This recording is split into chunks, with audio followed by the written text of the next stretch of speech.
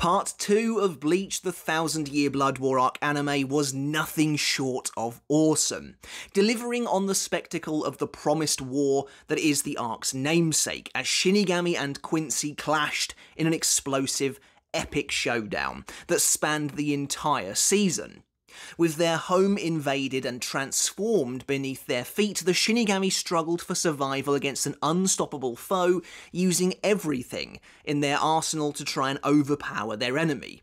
And of course, that means Bankai too. Clearly seeing Bankai as an enormous threat, and rightly so, the Vandenreich sternritter came prepared in the first invasion, stealing the Bankai of several captains and effectively shutting it down as a weapon to be used against them in the future. Not only that, but the sternritter then actively turned the Bankai against the captains, using it to decimate them in combat. However, at the start of Part 2 and the second Quincy invasion, Kisuke Urahara, utilising his hollow research undertaken in Waco Mundo, performed a miraculous upset and helped the captains restore their stolen Bankai, lifting the lock on using them and unleashing their fury in the battles to come. To that end then, Part 2 of the Thousand Year Blood War arc anime revealed a ton of new Bankai, as well as some upgrades to previous ones. So in this video we're going to take a look at all of the new Bankai revealed in episodes 14 through 26. Which is your favourite? Let me know down in the comments. Before we get started on the video, guys, if you haven't hit subscribe yet, make sure to do that now for more Bleach content like this every single week. And if you enjoyed the video when you're done with it, make sure to give it a thumbs up as well to help support me and the channel. And if you want to take the support for me another step further, I do have a Patreon as well. And as always, I want to say a massive thank you and give a huge shout out to everyone supporting me there over on Patreon. I really do appreciate each and every one of you. And of course, this video will be filled with spoilers for the Thousand Year Blood War arc Part 2, and maybe even some of the Thousand Year Blood War arc source material. We'll have to see, but you've been warned ahead of time. Up first, we have, well, not really a new Bankai right out of the gate, but a transformed one all the same. Thanks to Kisuke's intervention, a seriously injured Hitsugaya is able to restore his stolen Bankai, but it's not quite what it once was. Having ingested Hollow Reiatsu in order to poison Kangdu and retrieve his Bankai once more, Hitsugaya has momentarily become Hollowfied, and it's affected his Bankai Daiguren Hyourinmaru as well. Seen in episode 16, The Fundamental Virulence, the Hollowfied Daiguren Hyourinmaru gives Hitsugaya a hollow mask over his eye and large, dragon-like horns of ice protruding from the sides of his head. He also gains that cool modulated voice in the anime akin to that of the Vizards, which was a really nice little touch. Although the changes are minimal overall, Hitsugaya and his Bankai becoming Hollowfied was an awesome twist, and he quickly dispatches with Kangdu, instantly freezing him inside a massive cross of ice, before the captain himself collapses to the ground in exhaustion. Strangely, despite her Bankai also being restored through hollowification in the same episode, Soifon and her Jakuho Raikoben don't undergo any cosmetic changes. Then, the first big Bankai surprise of the core was the reveal of Shinji Hirako's Sakashima Yokoshima Happo Fusagari, which occurred in the same episode, though its appearance was spoiled in a couple of trailers for Core 2. Imagine how crazy it would have been if we hadn't known it was coming at all. Anyway, this isn't technically a new Bankai, but it is a weird one. Shinji's Bankai was only previously revealed in the light novel Can't Fear Your Own World, before making its way to supplementary material like the mobile game Bleach Brave Souls. In terms of actual artwork representing the Bankai, we had only a couple of sketches from Kubo himself, and of course what we then later got in the game, which was our best look at it in action to date. However, after Kisuke distributes the Shineyaku pill to all officers, Shinji sees fit to activate his Bankai at last for the very first time in the Thousand Year Blood War arc. As I mentioned in the episode review, I'm not sure why Shinji felt he couldn't use Bankai before Hollowfying, considering he's already part Hollow, but there you go. Surrounded by soldat who have apparently just finished massacring a battalion of Shinigami, Shinji laments their deaths while admitting he does have certain abilities that are best used with no one else around. As he then activates Bankai, Shinji is surrounded by the petals of a large golden flower, which then enclose around him. As he disappears inside the bud, the surrounding soldat are then all affected by the Bankai's special ability, and they turn on each other, butchering their own comrades in a frenzy of blood. Shinji's Bankai reverses allegiances, turning friend into foe. As he himself notes in Can't Fear Your Own World, his Shikai is better for the big bosses, while his Bankai is more suited to taking on minions. Even that is backwards. It's interesting, as I thought Shinji was banned from using his Bankai inside the Seirete, but perhaps since it's been transformed by the Vandenreich, all bets are currently off. As the golden flower blooms once more, freeing Shinji, he cuts down the final soldat with his newly inverted Zanpakuto. The ring of Sakanade is now at the tip of the blade instead of on the hilt. I have to say, I love finally being able to see this Bankai in action, even if it does feel a little random that he uses it against several soldat that he presumably could have defeated anyway. In the following episode, episode 17, Heart of Wolf, we're treated to another upgraded Bankai. Revealing the fruits of the humanization technique, Komamura activates his newly transformed Bankai, Kokujo Tengen Myo Dangai Joue, and the armor of his gigantic warrior cracks and shatters into a million pieces, revealing the eerie, corpse-like being within. Obviously, we've seen Kokujo Tengen Myo plenty of times before as the armoured swordsman who mimics Komamura's own movements. But here in the 1000-Year Blood War arc, Komamura's Bankai has evolved in line with its Shinigami.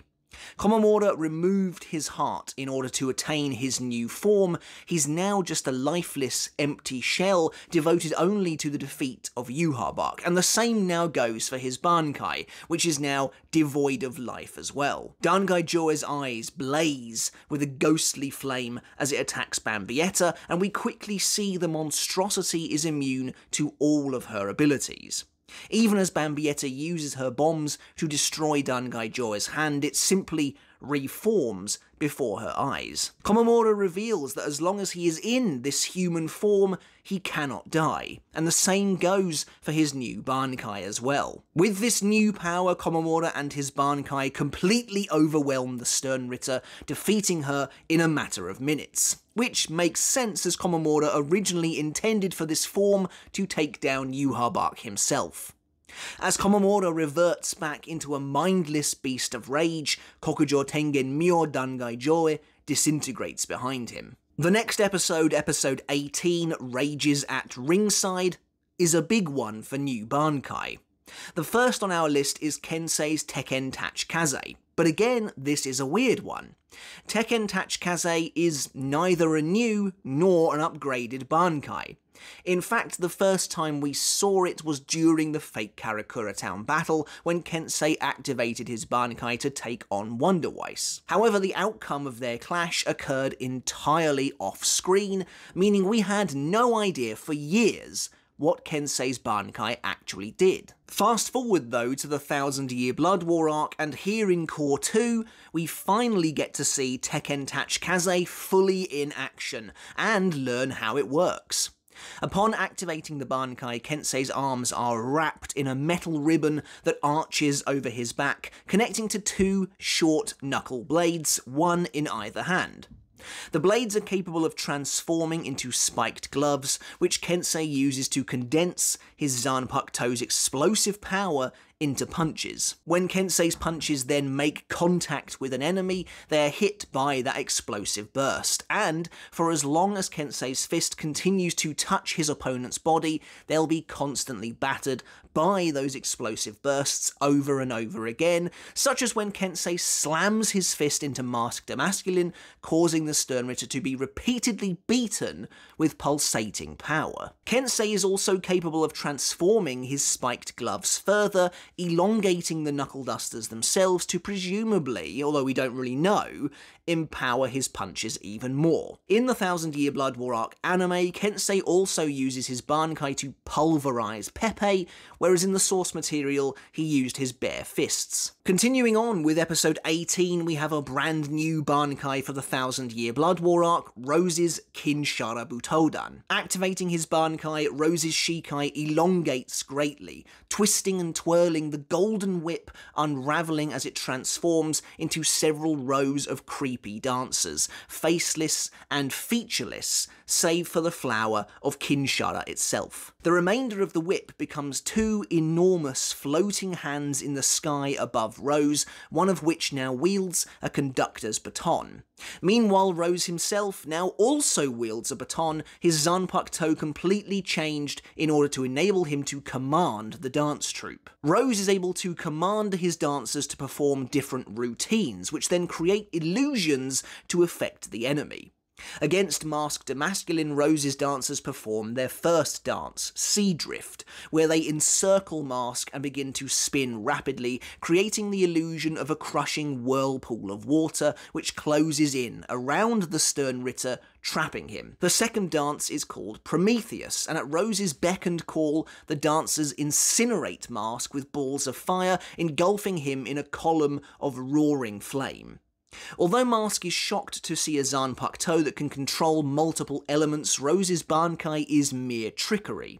Instead, Rose actually controls music, and his Bankai plays a melody that ensnares the senses of his opponent, tricking them into believing that what they're seeing and experiencing is very real. As soon as Rose's opponent believes the performance that they're witnessing, they'll be affected by it. For example, Mask ends up believing he's being struck by real fire, so his arm is then torched in reality. Rose was about to use one final dance, named Ein Heldenleben, or A Hero's Life, but he's stopped before he can do so by Mask turning the tables and discovering his Bankai's weakness. While we don't know the details behind this ability per se, I speculate that it's a bespoke power for use against Mask itself, at least based on the name, and since Rose hints at his Bankai having the power to even stop your breath earlier in the fight, I kind of imagine that is what it was about to do. The final Bankai reveal of episode 18 is technically an upgraded Bankai, but also kind of a brand new one as well. Of course, I'm talking about Renji's Sou Zabimaru, the true name of his Bankai finally unleashed. So it turns out, as Renji discovered during his training in the Royal Palace, that Zabimaru had been hiding the true name of its Bankai from Renji for all these years. We've known Renji's Bankai to be Hihio Zabimaru for the best part of the entire story, but this is a half-truth, a fabrication. As such, Renji has barely been utilising a fraction of his Zanpakuto's true power, and thanks to Ichibe's tutelage, Renji is able to force Zabimaru to acknowledge him as the warrior he is, enabling him to speak his Bankai's true name at last. I'm not really sure why Zabimaru shortchanges Renji like this when they fought together like brothers for so long, and frankly I think Renji has more than proved himself, but there you go. At least now, Zabimaru believes him to be worthy. And that's why it's hard to choose whether this is an upgraded Bankai or just a totally new one. After all, it doesn't really resemble Renji's original Bankai in any shape or form, and certainly not in terms of raw power. But as Renji activates his true Bankai, gone is the gigantic bone snake that we know. In its place is a much smaller, more condensed form. Renji's Bankai now takes on a more mismatched look. On the one hand, Renji wields a large blade that's capable of being transformed, the guard of which resembles the skeletal head and fiery red mane of his previous Bankai. On the other hand, a massive, floating, green ape's arm that wields inhuman physical strength rests on Renji's shoulder. And adorning his back and collar sit black-plated armour, and a skeletal tail resembling a snake runs down Renji's back. With his true Bankai, Renji overpowers Mask, almost immediately crushing the sternritter's arm in the grip of his ape hand before obliterating his body with a violent, flaming snake's maw, the jaw of which clamps down on the Quincy in an inferno, reducing his body to ash. Moving swiftly on to episode 19, The White Haze, and at long last, Rukia reveals her much anticipated and well-deserved Bankai. The activation of Rukia's Bankai Hakka no Togame turns her hair a snowdrop white, and her eyes become a beautiful amethyst as the entire surrounding area is swallowed up by an Arctic tundra, an all-consuming tempest of ice and snow barreling across the land from the tip of her sword. And when the mist clears, Rukia is revealed. Her Zanpakuto, of course the key to the Bankai itself, has now become a glassy, transparent blade of pure ice. The same can be said for Rukia herself, the Shinigami walking a dangerous rope now as her entire body becomes like that of a fragile porcelain, stunning to behold but brittle and weak. Now garbed in a flowing, frosty, regal gown of glittering crystalline blue, Rukia evokes the feeling of an icy queen, a shimmering crown-like headpiece of icicles sitting atop her white hair. The ribbons of Sode no Shirayuki now flutter and coil from Rukia's back like wings, completing her look. The slightest movement out of place causes Rukia's precarious body to fracture, sending a conspicuous crack running down her hand. Rukia's Bankai is a genuine delight in the anime and one of the highlights of the entire core, and the team completely nailed the overall look and feel of the transformation. Hakka no Togame is a force to be reckoned with too, the Bankai's activation utterly washing over Asnod like a tidal wave, freezing the sternritter right down to the bone and killing him instantly. With Byakuya's guidance, Rukia slowly thaws herself out again, returning to her normal self. This Bankai was a long time coming, and the 1000-Year Blood War Arc Part 2 absolutely got it right. We don't now get another new Bankai reveal until the very end of Part 2, but it is a very special one. In episode 26, Black and the finale of the core, the Zero Division seem to be backed into a corner by the resurrected Schutzstaffel. However, Oetsu, Tenjiro and Hikifune suddenly kill themselves, freeing the remaining member of Squad Zero, Senjumaru, from the shackles of the Blood Oath seal, allowing her to utilise her full power. Senjumaru then activates her Bankai, Shatatsu Karagara Shigarami no Tsuji, her true power causing the foundations of all three worlds to shudder under its might. Senjumaru's Bankai is totally new, not just to the 1000-Year Blood War arc itself, but even to readers of the original story. This is the first anime-only Bankai we've received in the 1000-Year Blood War arc anime to date. Not including the weirdness surrounding Shinji's Bankai, mind you, and I'm hoping there's going to be more to come in the future. As Senjumaru activates her Bankai, the surrounding area darkens, flooded instead with an ethereal, iridescent, glittering light, as a gigantic golden loom rises up behind the Shinigami like a torii gate. As the loom is put together, Senjumaru's targets are entombed within a walled prison of beautiful red fabric, before patterned tapestries drape down from the sky. Senjumaru then isolates each of her opponents, turning their own destined fates against them as she weaves them into their own inescapable fabric seals. Each of the sternritter is defeated by a method that seems to call to some aspect of their predetermined futures as we know them to play out in the story.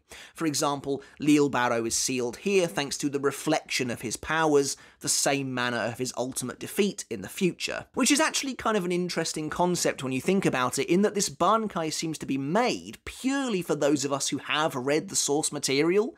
If you're an anime only, I can just assume that this Bankai simply seems to be ridiculously powerful, sealing and defeating the sternritter through seemingly random means. Upon defeating all 6 members of Yhwach's elite guard at once, Senjumaru then proudly displays them all, their silhouettes visibly entrapped within their own tapestries, their fates having been used against them. It's a very interesting Bankai to say the least. If it really is calling upon their destinies to defeat them in the here and now, does that mean the Bankai can see the future? Can it act on it?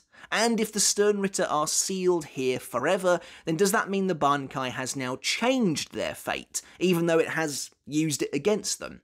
Regardless, this is an awesome, extraordinarily powerful Bankai, fitting for a member of the Zero Division, and it is so great to see. The final new Bankai of the 1000-Year Blood War Arc anime Part 2 is also found in episode 26 and belongs to the leader of the Zero Division himself, Ichibei Hyosabe. Though Ichibei is so ancient that he doesn't even call it Bankai initially, using instead the original name for the term, Shinuchi, or the first ever evolved Zanpakuto. Ichibei's Bankai is Shirafude Ichimonji, and upon activation a large ring of white circles the air above the Shinigami, while his Zanpakuto's blade returns to being a brush akin to its sealed state, a white ink constantly flowing from the bristles, creating a stunning trail-like effect as he begins to paint with it. Shirafude Ichimonji is a unique Bankai for a number of reasons, but it's unique in that it is to be used in conjunction with Ichibei's Shikai first. Once Ichibei has used his Shikai Ichimonji to blot out his target's name with its power over black, Ichibei can then use his Bankai to rewrite that now nameless target a brand new name instead. For example, against Yhwach, Ichibei covers the Quincy King completely in darkness, robbing him of his name and all of his strength. Then, in a spiteful act of humiliation, Ichibei paints Yhwach a new name with his Bankai, writing the character for Kuroari, or Black Ant, upon Yhwach's body. In doing so, Ichibei makes Yhwach as weak as an ant, calling his life now fragile and fleeting. I do wonder, does Ichibei's Bankai have to be used as the next step after Ichimonji, or could Ichibei use Shirafude Ichimonji on an enemy that hasn't lost its name and overwrite their name instead? That would also be insanely powerful, but to be honest, for a character like Ichibei, I could imagine that he could possibly do something like that. But that's every new and upgraded Bankai revealed in Core 2 of the 1000-Year Blood War Arc anime. As you can see, it was a great 13 episodes for Bankai. We got to see so many new ones for the first time, including, excitingly, an anime-only Bankai reveal as well. Which of these Bankai is your absolute favourite, and whose still unknown Bankai do you want to see most in Cores 3 and 4? Let me know your thoughts down in the comments below. As for me, I'd love to see all of them, but the one I think could potentially have the best chance is maybe somebody like Ukitake, but regardless, I would just be very happy with any new Bankai, and to be honest, I kind of can't believe we already got one. But that's it for the video, guys. Again, I really do hope you enjoyed it. Let me know in the comments again down below which was your favourite Bankai we saw in the 1000-Year Blood War Arc Part 2. Were you happy with how they were all presented? Do please let me know. Make sure to hit subscribe if you haven't done already. Give the video a thumbs up if you enjoyed it, and until next time, I'll catch you later, and I'll see you then.